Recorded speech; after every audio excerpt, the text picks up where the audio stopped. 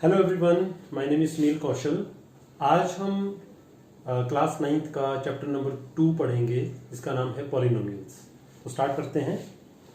Polynomial polynomial एक algebraic mathematical algebraic expression होती है of the kind px is equal to an x raised power n plus an minus 1 x raised power n minus 1 plus so on plus a naught x की power 0।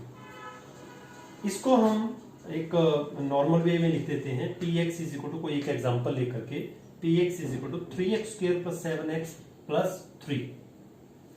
अब मैंने यहाँ पे दो और example लिखे हुए हैं, लेकिन उससे पहले हम समझते हैं कि पॉलिनोमियल को हम कैसे जज कर सकते हैं कि कौन सी एक्सप्रेशन पॉलिनोमियल है और कौन सी पॉलिनोमियल नहीं है।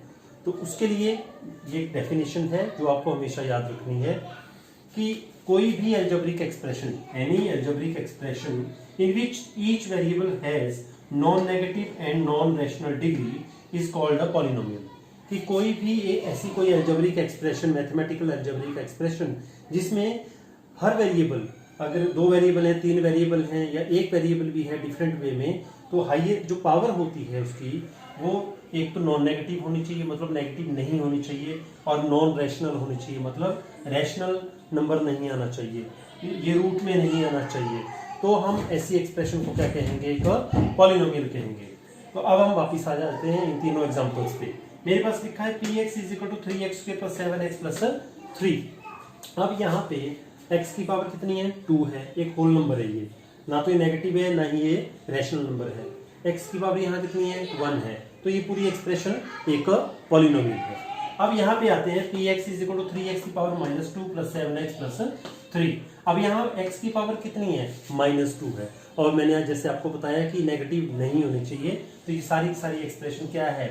It is not a polynomial. तीसरी एक्सप्रेशन पे आते हैं px is equal to 3x की पावर 1/2। तो ये वाली एक्सप्रेशन भी पॉलिनोमियल नहीं है, क्योंकि x की पावर क्या है? Rational number. अगर ये ऐसे ना होकर के ऐसे भी होती तब भी ये पॉलिनोमियल नहीं है। हाँ, जैसे कि मैं यहाँ बोलूँ ये एक लाइक पॉलिनोमियल है, तो जो आपकी कांस्टेंट वैल्यूज होती हैं वो रूट में हो सकती हैं, तब भी ये पॉलिनोमियल है। वेरिएबल नहीं होना चाहिए रूट में। अब हम आते हैं पॉलिनोमियल में कुछ और चीजें होती हैं, जैसे कि terms. We talk about the terms. तो जैसे कि इसमें ये एक पॉलिनोमियल है, इसमें कितने टर्म्स हैं? This is counted as one term, second term, third term. तो इसमें टोटल 3 टर्म्स है, एक प्लस या माइनस 2, 3। तो यहाँ 3 टर्म्स हो गई। फिर उसके बाद दूसरी चीज पूछी जाती है जी कोफिशिएंट। कोफिशिएंट किसे कहते हैं? जिस वेरिएबल के साथ कोई वैल्यू, पर्टिकुलर वैल्यू लगी होती है, उसी को कोफिशिएंट कहते हैं। जैसे कि अगर मुझे पूछा जाए कि x का कोफिशिएंट क्या है, कोफिशिएंट ऑफ x क्या है, तो वो होगा इस वक्त √7। अगर आपसे पूछा जाता है x स्क्वायर का कोफिशिएंट क्या होगा, तो वो होगा 3।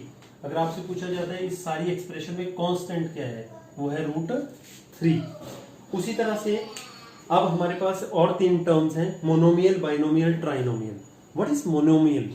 एक ऐसी पॉलिनोमियल जिसमें सिर्फ एक ही टर्म हो। जैसे कि मैं सिर्फ 3x स्क्वायर लिखूं, 3x स्क्वायर, तो ये एक this is a polynomial, but this is called monomial. अगर मैं लिखूं सिर्फ 2 terms, 3x square, suppose 3x square plus 7x लिख दिया मैंने, तो इसमें 2 टर्म्स हैं। तो जिस एक ऐसी पॉलिनोमियल जिसमें सिर्फ 2 टर्म्स होती हैं उसको क्या कहते हैं? बाइनोमियल।